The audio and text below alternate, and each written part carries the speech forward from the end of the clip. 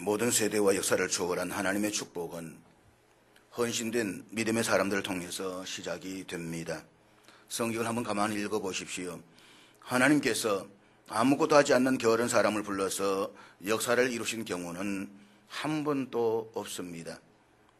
하나님은 언제나 헌신하고자 하는 그 사람을 붙들고 역사를 이루어 오셨습니다. 그러므로 여러분, 구경꾼이 되지 말고 하나님이 이루고자 하시는 그 역사의 현장에 내가 참여하고 헌신했었다고 하는 믿음의 사람들이 되시기를 바랍니다. 세상과 역사는 언제나 하나님의 허락을 받은 헌신된 자들에 의해서 세워졌습니다. 기억하십시오. 역사라고 하는 것은 언제나 헌신하고자 하는 자들에 의해서 펼쳐지는 것입니다. 간혹 보면 우리는 이런 이야기를 하는 사람들이 있습니다. 제가 믿음이 없습니다. 뭔가 하자고 하면 제가 믿음이 약했어요. 그런데 여러분, 사탄은 우리의 믿음을 흔드는 것이 아닙니다. 사탄은 하나님 앞에서 자신이 해야 하는 그 선택의 기준을 흔드는 것입니다. 내가 해야 할 선택의 기준을 아주 모호하게 만들어버립니다. 이런 사탄의 전략은 어느 시대 어느 곳에서나 되풀이되는 익숙한 패턴입니다. 그렇기 때문에 하나님 앞에서 선택의 기준과 자신의 정체성을 분명히 한다라고 하는 것은 결코 쉽지가 않습니다. 때로는 교묘한 유혹이 우리 하여금 바른 선택을 하지 못하게 만듭니다.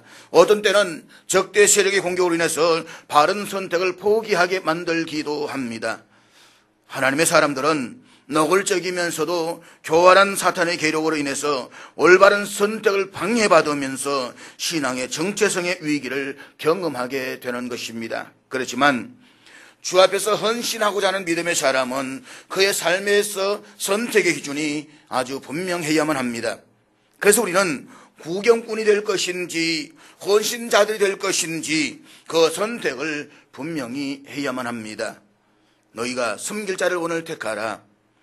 전심으로 내가 하나님만을 섬길 것인지 아니면 세상과 물질을 겸하여 섬길 것인지를 선택해야만 합니다. 그리고 그 선택에 대한 결과에는 반드시 책임이 따른다는 사실을 잊지 마십시오.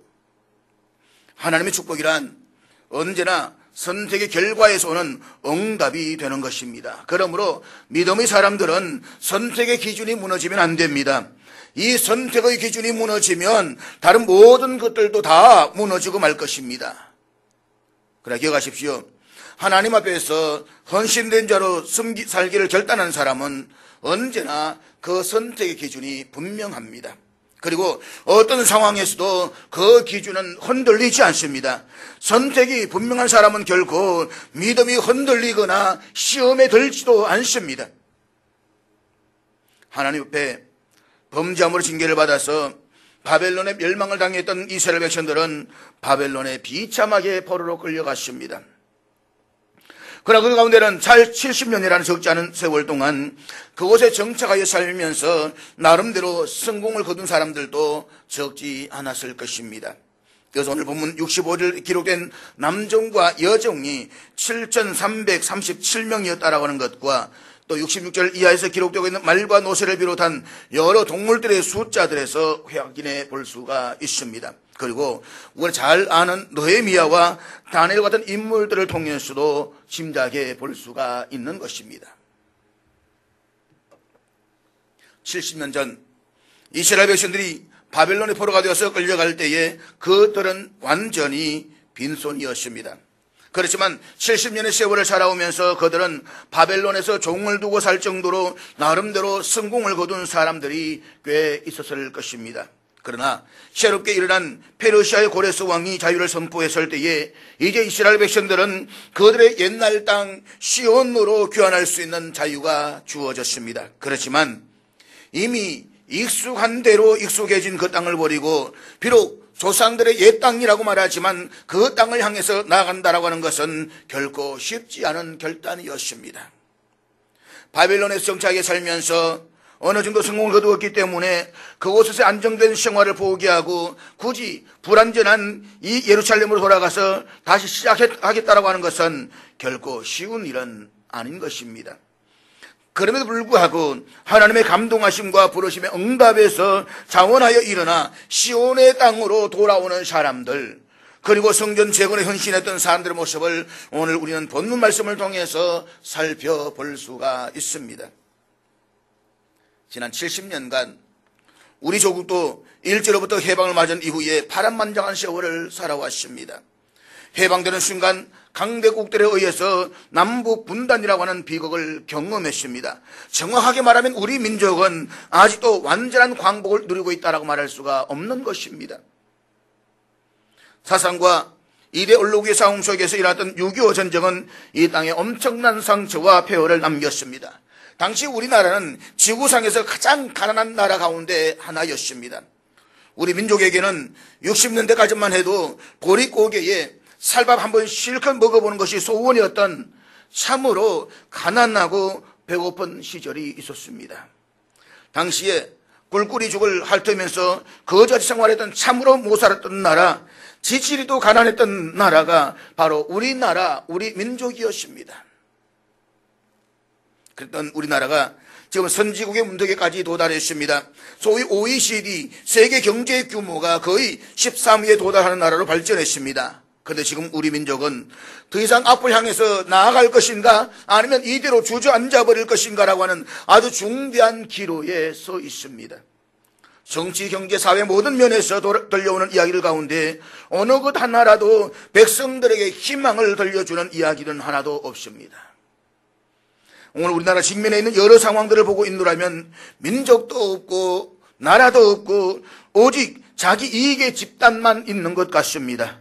회사야 망하든 말든 나라야 무너지든 말든 오직 현재의 나만 잘 먹고 잘 살면 된다라고 하는 극단적인 이기주의가 이 땅을 지배하고 있습니다.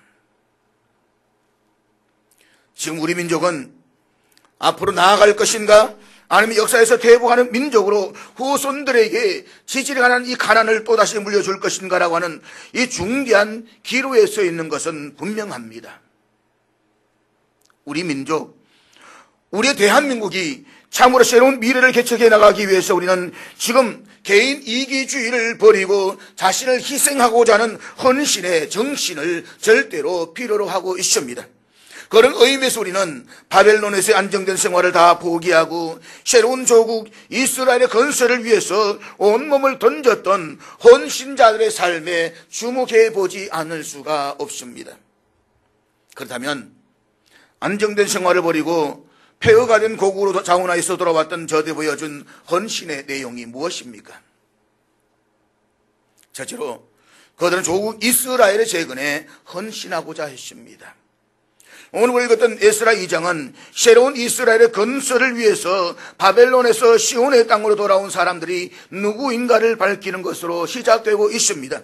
본문 1절 말씀 우리 다 같이 읽도록 하겠습니다. 1절입니다. 시작. 그리고 이어서 그 사람들의 명단이 기록되고 있습니다. 사실 70년 세월을 지나는 동안에 바벨론의 포로로 끌려갔던 소위 1세대들은 다 죽었습니다. 고레스 왕이 이스라엘 사람들에게 그들의 옛 조국으로 돌아가도 좋다라고 자유를 선포했을 때에는 2세대들이었습니다. 포로로 끌려왔던 사람들의 다음 세대들이 포로 기환의 주역들이었다는 것입니다. 이것은 결코 쉬운 일은 아니었습니다. 바벨론에 포로로 끌려왔던 1세대도 있어서 이스라엘 시온의 땅은 분명히 다시 돌아가고 싶은 고향이었습니다. 꿈이라도 다시 보고 싶은 그리운 내 땅이었습니다. 그렇지만 2세대들인 자녀들에게 있어서 이스라엘 시온의 땅은 그렇지가 않습니다. 그들은 시온의 땅을 본 적이 없습니다. 예루살렘 땅을 알지도 못합니다. 어떤 의미에서 1세들에 있어서 시온의 땅은 고향이었지만 그들의 자녀들인 2세들에 있어서 시온의 땅은 외국과도 같은 땅이었을 것입니다. 가령 우리가 이렇게 생각해보면 어떨까요? 남북이 분단되고 북한이 공산화되면서 그곳에서 신앙생활을 했던 많은 사람들이 남한으로 내려왔습니다. 그들은 처음에는 고향에 돌아갈 생각으로 가급적이면 북한과 가까운 지역에 자리를 잡고 살았습니다. 대표적인 곳이 바로 강원도 북부 지역이라고 말할 수가 있습니다. 신앙의 자유를 찾아서 어쩔 수 없이 남한으로 내려왔던 1세들에게 있어서 북한 땅은 다시 돌아가고 싶은 그리운 고향입니다. 그렇지만 그 후손들에게 있어서 북한 땅은 사실 아무런 의미도 없습니다. 단지 내 부모의 고향이라는 것밖에는 아무것도 없는 것입니다.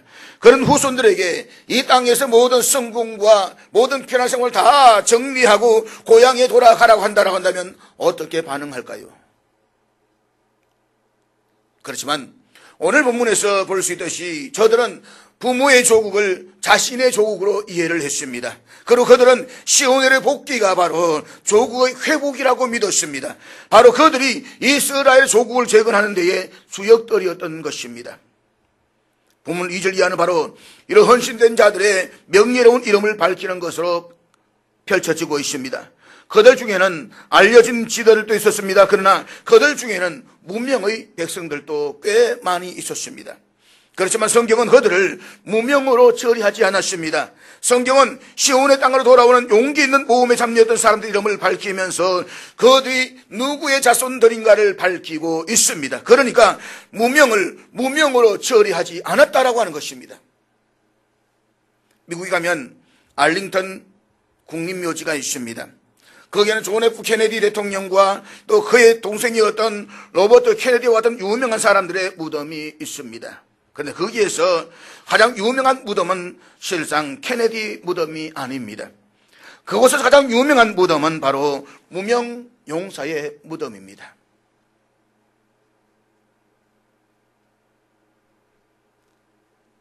앞에 보이는 이밭이 바로 무명 용사의 무덤이라고 봅니다.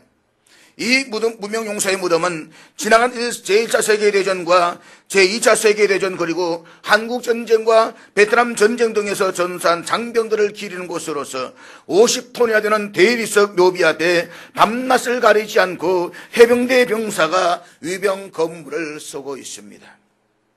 여름철엔 30분, 겨울에는 1시간마다 보초 교대식을 합니다. 이 교대식은 엄숙하고 질서 있는 수기람 속에서 진행된다라고 합니다. 누구도 웃거나 떠들지 않습니다. 나라를 위해서 생명을 바친 모든 무명의 용사들을 기억하고자 하는 그들의 애국의식이라고 말할 수 있습니다. 잘 알겠지만 미국은 조국을 위해서 세계 여러 나라 전쟁터에서 희생된 자국의 군인들의 유해를 송환하는 일에 엄청난 비용을 들여서 정성을 다합니다. 몇십 년이 지나고 아무리 오랜 세월이 흘러도 그것만은 결코 포기하지 않습니다. 국민이 영웅이 되는 나라, 그것이 바로 미국이 지켜온 가치 가운데 하나였습니다. 그리고 조국을 위해서 바친 희생을 결코 잊지 않는 나라가 바로 미국이었습니다. 사랑하는 여러분, 저는 우리나라도 이런 나라가 되기를 기도합니다. 힘 있는 자가 이름 대접받는 나라가 아니라, 정치인들이 대접받는 나라가 아니라 무명의 헌신자들, 나라와 조국을 위해서 희생했던 이 무명의 사람들이 대접받고 이런 사람들이 기억되는 그 나라, 그 민족이 될 수 있기를 기도해 주시기를 바랍니다. 성경 이스라엘이 바로 그런 나라였습니다. 에스라 2장에 거론되고 있는 지루한 이름들, 그러나 이 이름들은 조국 이스라엘의 재건을 위해서 헌신했던 무명의 백성들을 결코 잊지 않고자 하는 마음을 그대로 드러내고 있는 것입니다. 여러분, 찢어지게 가난했던 우리 대한민국을 한번 잘 살아보게 하겠다고 몸부림치면서 헌신했던 우리의 선배들을 기억해 보십시오. 그들은 미국에서 연락하고 보장된 생활을 포기하고 조국 대한민국의 재건을 위해서 이 땅에 왔습니다.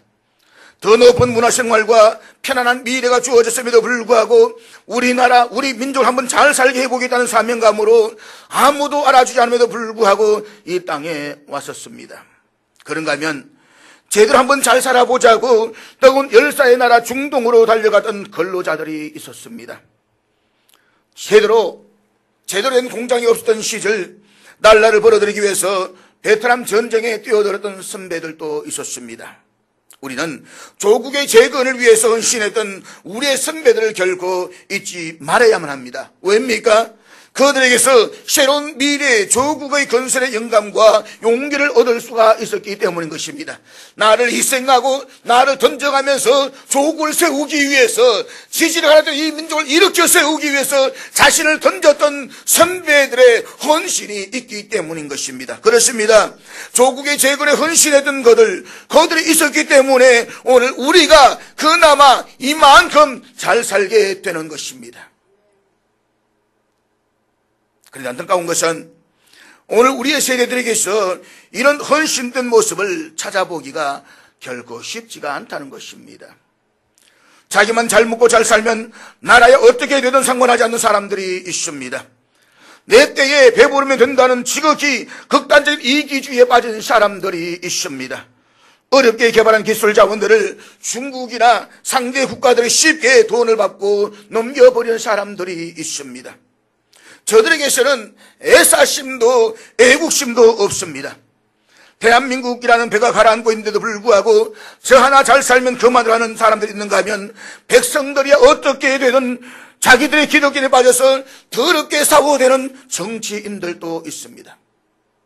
얼마나 정치가 꼬라지 보기 싫으면 지난주에 어느 모임에 나갔더니 어느 목사님이 이야기하십니다. 저 정치인들 다 사활에 담아가지고 저 세월호 속에 가다 버리면 어떨까?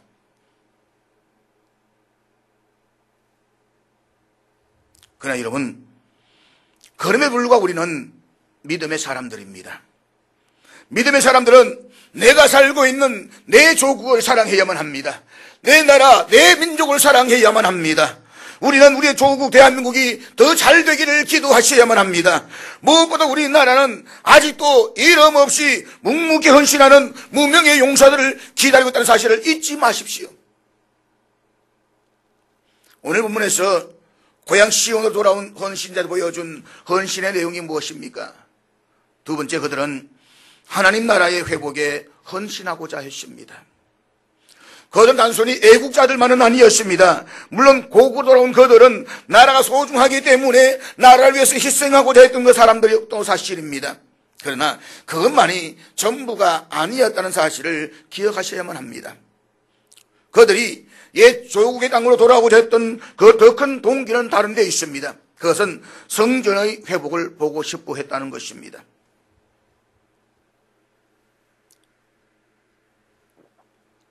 오늘 우리식으로 말하자면 예배의 회복, 그리고 하나님 나라의 회복에 있었다는 것을 알 수가 있습니다. 그렇습니다. 그들이 바벨론에서의 모든 안정된 생활을 포기하고 폐허가된 예루살렘으로 돌아왔던 가장 중요한 이유는 무너진 성전을 재건하는 데 있었습니다. 그래서 오늘 본문 2절에 기록되고 있는 인물들 한번 잘 보시기를 바랍니다. 2절에서 제일 먼저 스룹바벨이라는 이름을 기록하고 있습니다. 여기 스룹바벨은 바벨론식의 독특한 이름입니다. 그는 페르시아가 임명한 총독이었지만 다윗의 후손으로서 정말 하나님을 사랑했던 사람이었습니다. 그 다음에 나오는 사람이 예수아입니다.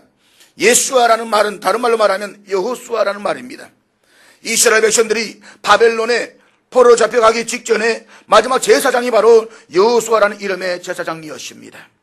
성경은 여호사밧의 아들이었다라고 기록하고 있습니다. 그들이 가장 앞장을 서서 폐허가 된 옛날의 시온의 땅으로 돌아왔습니다. 그러나 기억해야 될 것은 그들이 돌아오는 길은 결코 평탄한 길이 아니었습니다. 그들은 더군 모래사막이 휘몰아치는 사막의 길을 지나와야만 했습니다. 그들이 돌아오는 길에는 강도나 도둑들이 우글거렸습니다. 예루살렘에 돌아온 이후에도 수많은 대적들에게 직면해야만 했습니다. 자, 여러분, 그럼에도 불구하고 그들이 바벨론에서 성공된 삶을 포기하고 예루살렘에 돌아왔던 이유가 무엇이었을까요? 그들은 단순히 애국이 전부가 아니라 성전 회복에 더 큰 관심이 있었기 때문입니다. 오늘 본문 2절에서 언급되고 있는 지도자들 이름을 살펴보면 모두가 다 11명입니다. 비슷한 명단을 느헤미야 7장 7절에서 발견할 수가 있습니다. 거기에 보면 나하만이라고 하는 한 사람의 이름이 추가되고 있습니다. 이 사람의 이름까지 합하면 모두가 12명이 됩니다. 12라는 숫자는 성경에서 아주 독특한 상징적 의미를 가지고 있습니다. 그것은 하나님 나라의 백성들을 대표하는 숫자입니다. 구약의 이스라엘 지파가 몇 지파였습니까? 12지파. 신약에서 예수님의 제자가 몇 명이었습니까? 12명. 이들은 하나님 나라의 백성들을 대표하는 숫자라고 말할 수가 있습니다. 이들 12 지도자를 통해서 거룩한 하나님 나라의 회복을 열망을 드러내고자 하고 있다라고 볼 수가 있는 것입니다. 그리고 에스라 2장에 조국 시온으로 돌아오는 사람들 가운데 가장 많은 직종의 사람들이 누구인지를 아십니까? 바로 제사장들이었습니다. 오늘 보면 2장 36절 이하 39절에서 제사장들이 그룹을 지어서 돌아오고 있는 모습을 보여주고 있습니다. 36절에서 39절까지 우리 한번 같이 읽도록 하겠습니다. 다 같이 읽습니다. 시작. 조국 이스라엘로 돌아온 제사장 전체 숫자가 몇 명입니까? 더하기 할 필요 없어요. 밑에 답이 있어요. 4,280명이었습니다. 그런데 오늘 보면 64절에 보면 바벨론에서 1차로 돌아온 사람들은 모두가 42,360명이었습니다. 그러니까 제사장들의 숫자로는 1차로 귀환한 사람들 가운데 10분의 1에 해당하는 숫자였습니다. 그러니까 10분의 1이 다 제사장들이었습니다. 여기에는 네 가문의 제사장들이 리더가 되어서 이스라엘 백성들을 이끌고 돌아왔던 것입니다. 다시 말하면 성전 회복에 관심을 가진 사람들에 의해서 1차 바벨론 귀환이 이루어지고 있었다는 이야기입니다. 그렇습니다. 그들은 단지 자신들의 조국의 땅이 회복되는 것에만 관심을 가졌던 것은 아닙니다. 그 땅에 하나님의 나라가 회복되고 하나님을 예배하는 땅이 되는 것에 가장 커다란 관심이 있었다는 것입니다. 여러분, 이제 돌아온 그들의 헌신의 모습을 한번 보시기를 바랍니다. 보면 68절과 69절 말씀 우리 다 같이 읽겠습니다. 시작. 그들은 돌아와 기쁘게 성전 회복을 위해서 그들이 가지고 있는 모든 것을 힘이 자라는 데까지 드렸습니다. 그들이 드린 목록 가운데 보게 되면 흥미로운 것은 제사장의 옷 100벌이었습니다. 제사장들은 자신들이 가지고 있는 옷까지 드리면서 성전의 회복을 열망했다는 것입니다. 사랑하는 여러분, 저는 지금 우리 민족사적으로 우리들 앞에 주어진 현실을 한번 생각해 보았으면 좋겠습니다. 우리나라는 무엇보다 먼저 남북이 하나가 되는 평화 통일을 이루어야만 합니다. 그런가 하면 극심한 위기를 겪고 있는 경제가 다시 회복되는 일도 무엇보다 중요할 것입니다. 평화 통일도 중요하고 경제 회복도 참으로 중요합니다. 그러나 그것보다 훨씬 더 중요한 것이 있습니다. 그것은 우리나라 대한민국이 하나님 앞에서 어떤 나라를 설 것인가 라고 하는 것입니다. 우리나라의 근대화는 기독교 복음과 함께 시작이 되었습니다. 복음이 들어오면서 근대화가 시작되었습니다. 우리의 선배들, 우리의 부모 세대들은 우리나라보다 잘 살기 위해서 눈물 흘려 기도하며 헌신해 왔습니다. 그런데 이제 좀 먹고 살만하니까 하나님을 멀리하고 있습니다. 하나님을 거부하고 있습니다. 하나님 멀리하는 이 땅은 소돔과 고모라보다 더 타락해져 가고 있습니다. 여러분, 우리가 통일을 이야기하고 경제회복을 이야기에 앞서서 반드시 먼저 고려되어야 할 것이 있습니다. 그것은 미래의 대한민국이 어떤 나라가 되어야 하는가라고 하는 것입니다. 우리가 참으로 소원한 대한민국은 진정으로 하나님의 사랑과 은혜가 넘쳐 흐르는 나라이어야만 합니다. 자유와 인권 그리고 정의와 평화가 보장되는 그런 나라를 위해서 기도하셔야만 합니다. 그래서 주기도문이 실현될 수 있는 나라, 하나님 아버지의 뜻이 하늘에서 같이 땅에서 이루어지는 그런 나라가 이 땅에 임할 수 있기를 우리는 소망해야만 합니다. 그것이 우리가 다음 세대들에게 물려주어야 할 대한민국이어야만 합니다. 그래서 우리는 먼저 하나님 나라의 회복에 헌신해야만 합니다. 이 땅에 주의 복음이 전파되고 예배가 회복되며 하나님의 백성들이 주체가 되는 그런 나라를 위해서 헌신해야만 합니다. 시온으로 돌아온 이 헌신자들을 보여준 헌신의 내용이 무엇입니까? 마지막으로 그들은 자신의 은사로 헌신하고자 했습니다. 우리는 에스라 2장을 읽으면서 바벨론 포로에서 시온의 땅으로 돌아오는 사람들의 명단 끝머리에 아주 흥미있는 사람들의 유형을 발견하게 됩니다. 본문 70절 말씀 우리 한번 같이 읽도록 하겠습니다. 다 같이 읽습니다. 시작. 여기에서 제사장들과 레위인들이 들어가는 것은 당연합니다. 제사장과 레위인들은 성전이 회복되면 하나님을 제사하고 예배하는 일의 주역을 감당할 사람들입니다. 그러나 거기에 빠지지 않는 사람들이 있었습니다. 바로 문지기와 노래하는 자들입니다. 성전이 회복되면 성전을 출입하는 수많은 사람들을 관리하는 문지기들의 역할이 중요합니다. 그리고 성전에서 찬양하는 사람들의 역할도 참으로 중요합니다. 저는 우리 기독교 신앙에서 최대의 강점은 음악에 있다고 생각을 합니다. 이 찬양이 얼마나 강한지 모릅니다. 이게 너무 부러워서 불교에서도 과거에 80년대에 불찬가를 만들었지 않습니까? 그런데 우리는 찬양의 힘이 점점 사라지고 있습니다. 내 입술의 찬양이 마침 장송곡처럼 흘러갈 때가 얼마나 많은지 모릅니다. 지난주 오후에 너무 좀 답답해서 한번 찬양을 불러보자 싶어서 나와서 기타실 오랜만에 진짜 열심히 불러보았습니다. 그 바람에 목이 가버려가지고 일주일 동안 완전히 목이 가버렸습니다. 어제서 겨우 목소리가 돌아왔습니다. 어떤 여러분, 찬양이 사라진 예배를 한번 상상해 보십시오. 찬양이 없는 예배를 한번 상상해 보십시오. 그래서 구약 성경에서부터 노래하는 사람들이 매우 중요했던 것입니다. 그리고 노래하기 위해서는 어느 정도의 은사와 전문성이 필요합니다. 여기에서 노래하는 사람들은 누구였을까요? 본문 41절 말씀 우리 다 같이 보도록 하겠습니다. 41절 같이 읽습니다. 시작. 노래하는 자들은 아삽 자손이 128명이요. 여러분, 하나님을 섬기는 일에 노래하는 은사가 필요합니다. 그러나 여러분, 모두 다 노래를 잘할 수는 없습니다. 노래를 못하는 사람은 죽었다 깨어나도 못합니다. 음정을 못하는 사람은 안 되는 것입니다. 아무렇지 안 됩니다. 그 사람이 찬양들을 세워서 찬양하라고 한다면 아마 그 사람은 매일 예배 때마다 부담이 되고 짐이 될 수밖에 없을 것입니다. 그렇기 때문에 나 자신에게 없는 은사를 찾으러 가지 말고 내가 잘할 수 있는 은사가 무엇인가를 한번 찾아보십시오. 그리고 나에게 있는 그 은사로 주 앞에 헌신하십시오. 하나님을 섬긴 데는 다양한 은사가 필요합니다. 그래서 하나님께서는 모든 사람들에게 하나의 은사가 아니라 각양의 은사를 주셨다라고 했습니다. 무지개가 아름다운 것은 말지은 옷저 파남보 여러 가지 색깔이 어우러지기 때문에 아름답습니다. 무지개가 빨간색이라고 생각해 보십시오. 무지개가 검은색이라고 생각해 보십시오. 아무도 그 무지개를 아름답다고 말하지는 않습니다. 한 가지 은사만 있어서 그 교회는 아름다운 교회가 되지 않습니다. 각양의 은사를 가진 사람들이 모여서 자기가 가진 은사를 가지고 헌신할 때에 그 공동체가 아름다운 것입니다. 그리고 우리가 나 자신이 있는 은사를 발견해서 전심으로 주를 섬길 때에 그때 하나님은 기뻐하실 것입니다. 그럼 사랑하는 여러분, 이 땅에 하나님의 나라가 임하는 것을 보기 위해서, 이 땅에 하나님의 교회가 세워지는 것을 보기 위해서, 그리고 우리의 교회가 이 땅에 거룩한 영향력을 끼치는 교회가 되기 위해서 나에게 주어진 은사로 섬기는 헌신자들이 될 수 있기를 축복합니다.